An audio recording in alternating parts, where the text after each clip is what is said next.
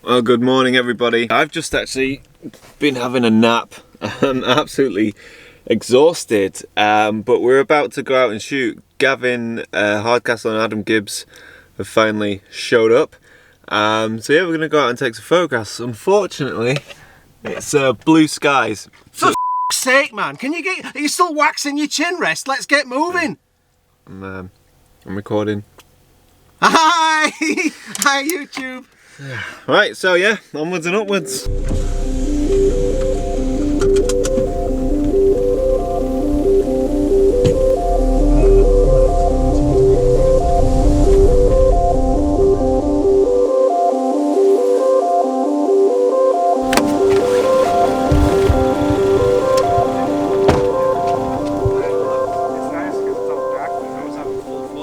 What do you think? Let's do it. Let's get in there. I saw about 5 shots that we need to get. So just to get you up to speed with what's going on, we've just driven from the accommodation where we'll be staying, and we've just passed a beautiful meadow full of bluebells, trees, nice woodland, very, very leafy greens and beautiful blues and purples, and it's just there. So we've pulled over here and we were all debating whether or not to go and shoot it, and I think he's getting his jacket on already, so that's it. Debate over. Yeah. We're in.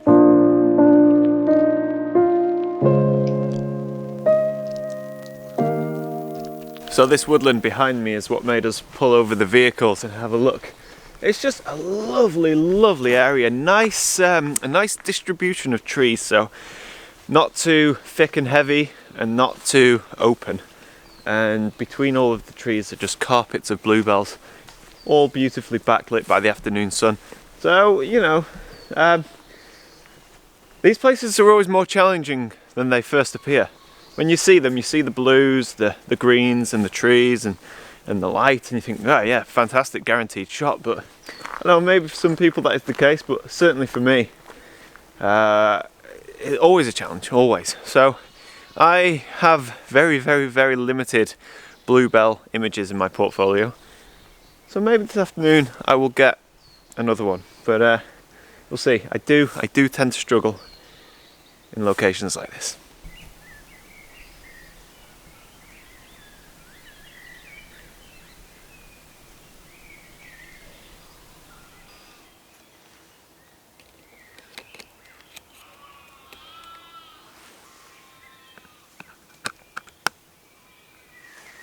I knew this would be a challenging location for me, and it was. I've spent about the past hour and 15 minutes exploring every single pocket, every corner of this small area, and it's been fantastic. It truly has. It's peaceful, it's breathtaking as the light's filtering and shining through the trees. There are pockets of magic, but none of that magic I could photograph. I really struggled. I found the areas with light to be too harsh and contrasty, the shadows too deep and the background too chaotic, and I was really struggling to simplify things down and actually focus in on a single subject or find something that had balance and harmony.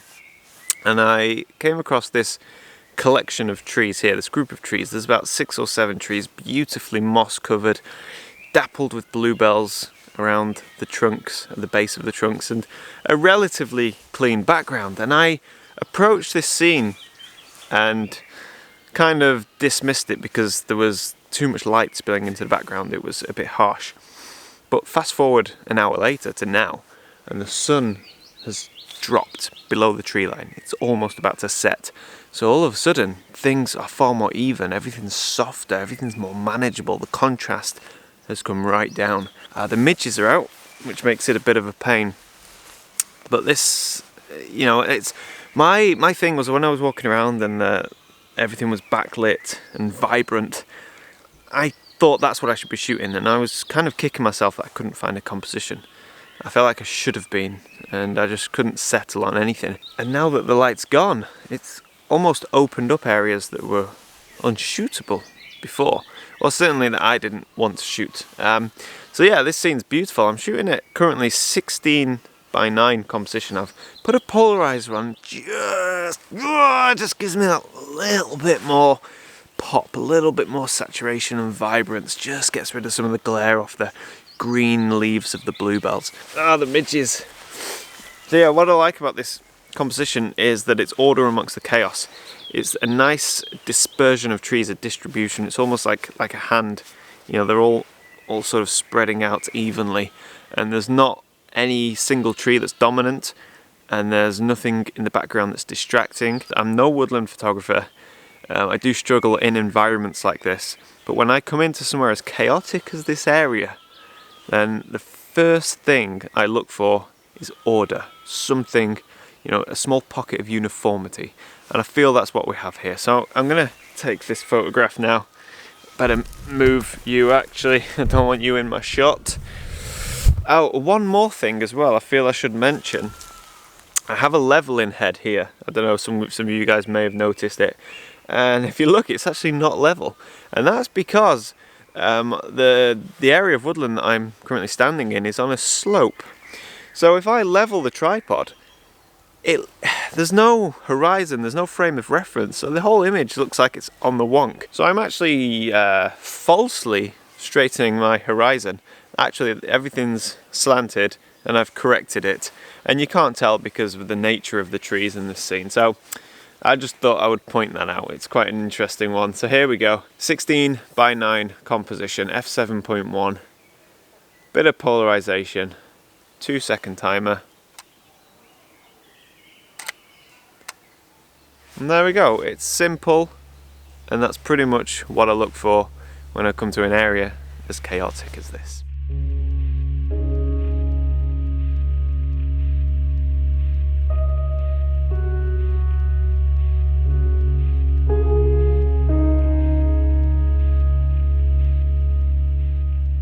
So that's it, the sun's pretty much set now, it's dark, there's no more light for photography, so I'm going to pick this video up tomorrow.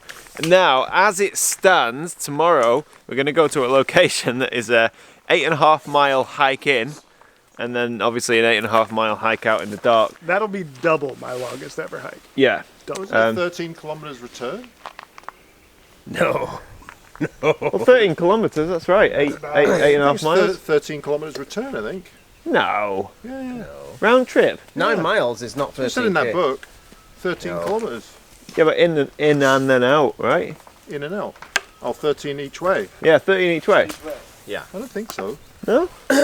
Well, we're not really. We're having a few difficulties with the distances, but either way, I'm going to pick this video up tomorrow when we'll be doing a very, very long hike, hopefully to a beautiful location, a beautiful coastal location. So, yeah. We'll pick this up, well, tomorrow. Alright, so it's the next day and we are about to begin our hike. I think it's about 8.5 miles in, 8.5 miles out. It's a coastal walk, so it should be quite nice. Don't think it's going to be too arduous, maybe a bit rocky and a bit of scrambling towards the end. Yeah, I think we're all good. You good? Everyone happy? I'm a little nervous, I won't lie. This is a little bit out of my wheelhouse, shall we say? You'll be fine. Look at the size of your camera compared to mine. That's what she said. Adam, you happy? I'm alright. Ecstatic. Right, let me grab my bag and we're good to go.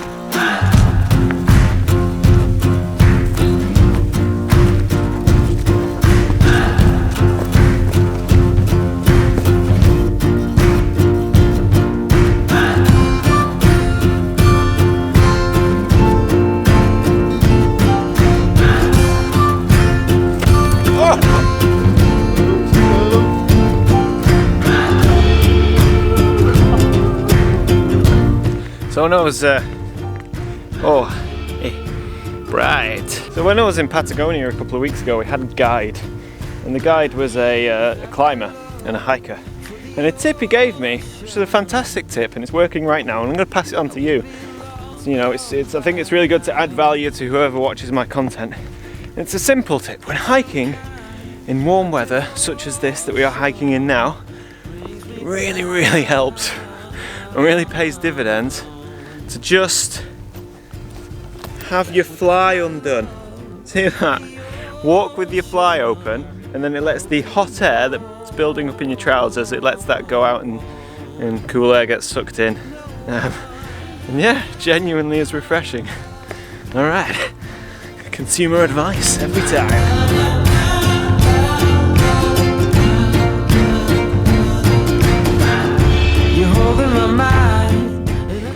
So the place we're going to, I don't think I've mentioned, is an arch, or two arches. Mesa Arch and Delicate Arch, I believe. Mesa and Delicate, but we are having a serious debate here, or a dilemma. See, we think it's 8 miles in, 8 miles out. But we've been like chatting to people along the way who are on their way back. And they've all said, oh, you're about an hour away, not too far.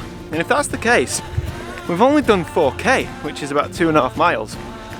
So that tells me that it isn't 8 miles each way.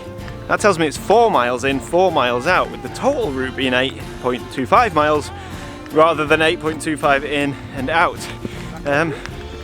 But, hey, what's going on, Nick? I think the trail is down rather than up. Well, dilemma. Well, Gavin's down there. Tell us how it goes. Easy. Ah! Nick has been leading, and look where he's taking us. A cliff edge. Right, are we backtracking? Yeah, I think so. Back down. It is a clear path though, it just disappears. Typical for the UK.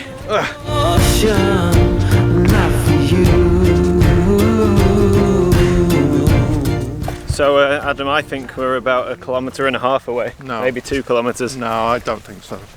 You think I've got it wrong with my prediction of us overestimating by 100%? Well, according to I turned my watch on late, but according to my watch, we've only done 3.5 kilometres, so maybe 5. Yeah, 5 we've kilometres. we're approaching, hang on, I'll tell you, we're just over 5. Yeah, so we got another good 8 to go. Yes, we think that. But everybody we've walked past has said we're an hour away. And we could have miscalculated it. We could have calculated it as a round trip, thinking that it was just one way. So Gavin, how close are we to the arch? I don't know, but I'm close to losing my I reckon it's just over that ridge there, and once we get round it, we'll see the arch. That's my prediction. We've been saying this for the past 2 hours. Just over the next hill. Yeah. No, but it is. It's just there. I'm willing to put, I don't know, half a sandwich on it. Just over that hill. Yeah. Got half a sandwich riding on this. I see a sea arch. Oh, what? There's a cave of some sort. Oh, there! There it is! There's the arch. There it is. That is an arch. Smell of Kintyre, mist rolling in from the sea. I desire. So after finally reaching the 2 arches, oh, it's beautiful. I'm so happy with the conditions. It's perfect. I'm still unsure as to what the clouds and the sunset's going to do and if that's going to happen. We have run into a minor problem, and that is we have the first arch, which is quite accessible. It's just down below me there, and that's a nice arch, but that's not what we want to shoot. We have to get to the second arch, which means a very, very, very dangerous trail that just runs across here. It's very loose, it's very eroded, and it means certain death if you slip, because you're going to go straight down there. And I'm at the sketchy bit now, which I've got to cross. So yeah, makes me a bit nervous, because I mean it's really, really loose.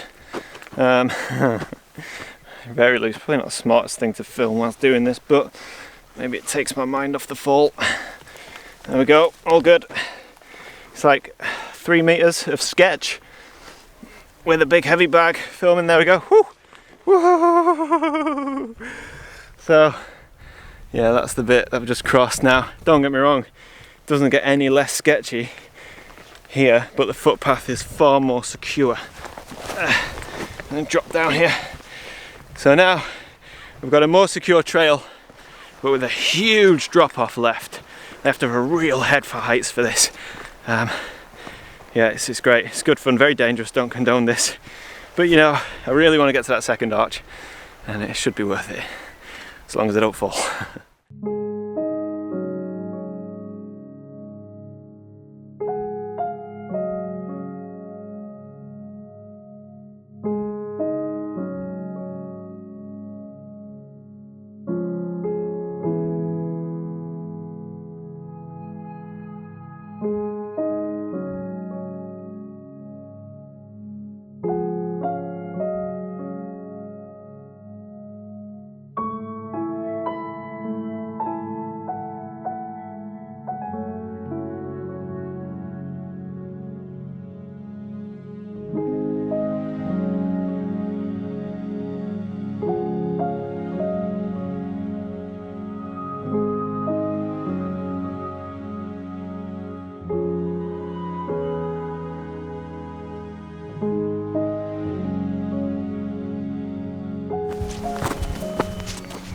So Nicholas, what did you think of the hike? It's about 4.5 miles longer than I prefer, but it wasn't.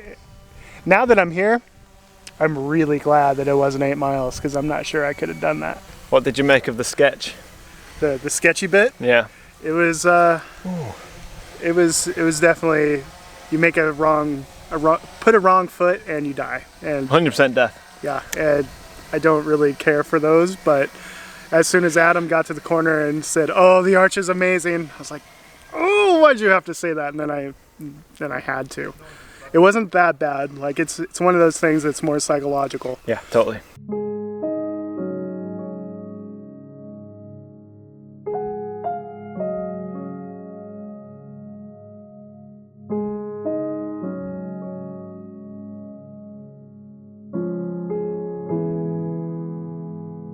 So after a very long hike, but I have to say shorter than expected, we've made it to the arch, and the second arch is just over there as well.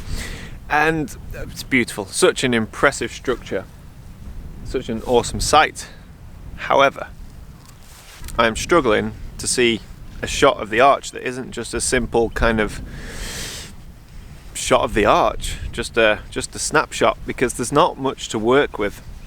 You know, if you move too far around, you lose that sort of window there, you lose the window in the arch. And I really don't think we're going to get much in the way of light, so I'm not really sure. Certainly from this vantage point here where I am now, where I'm enjoying my dinner, I'm not entirely sure that I'm at all bothered about this. Beautiful, fantastic to be here, great hike. You know, lots of fun walking around, walking through the arch, exploring the second arch. Love it, I love it, but photographically speaking, it doesn't do it for me at all. Maybe if there was some spectacular light, then things would change, but even still, compositionally, I'm still not really thinking it's all that good. I'm being very, very cynical, but that's not to say this is a wasted trip, because I'm gonna walk around, have a look at the detailed shots. I might go back over onto the other side where we initially arrived, see what's down there, because there's lots of lovely basalt and nice views of the islands across the other side of the sea there, so there's still hope. But I don't think we're going to see a photograph of that arch. So, anyway, back to enjoying my homemade spaghetti bolognese. Well, without the spaghetti.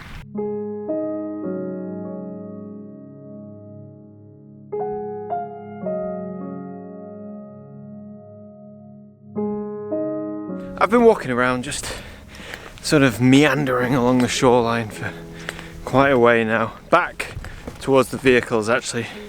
Just having a look around, see if there's anything other than the arch. But then, just when I was rock hopping, bouncing around, jumping over the tide pools that litter the shoreline here, something caught my eye. An interesting tide pool with a wealth of colours. Deep reds, purples and greens, and it just looked, I don't know, I'm just heading back there now. Don't know for sure that there's a shot, but it's the only thing here for all this hiking and all this time spent here. It's the only thing that's caught my eye and made me sort of excited and run and get my camera. Looked at it for 2 seconds and then ran off because we are losing the light and it's starting to rain. So let's go and have a look, see what we can get.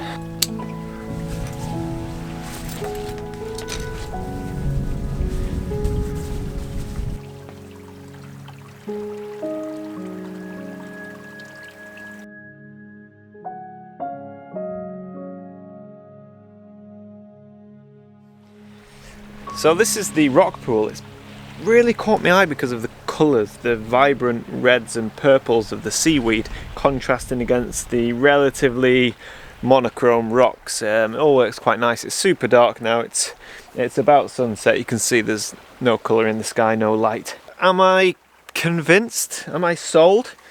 Do I think this is a keeper? A banger?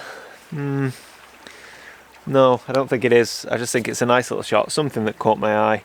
I've explored it, I've shot it, and now it's time to hike back to the vehicles. So I'll put it on screen anyway, but I don't know. Maybe I'll like it when I process it, who knows. But yeah, I think I'm going to end the video here. thank you so much for watching. I hope you've enjoyed it. It's been fun. It's been a fantastic hike, even though the photography's not been great. We haven't had any light. You know, being out hiking and having fun, that's really, truly what it's all about. So, thank you again for watching, and I'm waffling, so I'm going to go. Yeah, till next time, bye for now.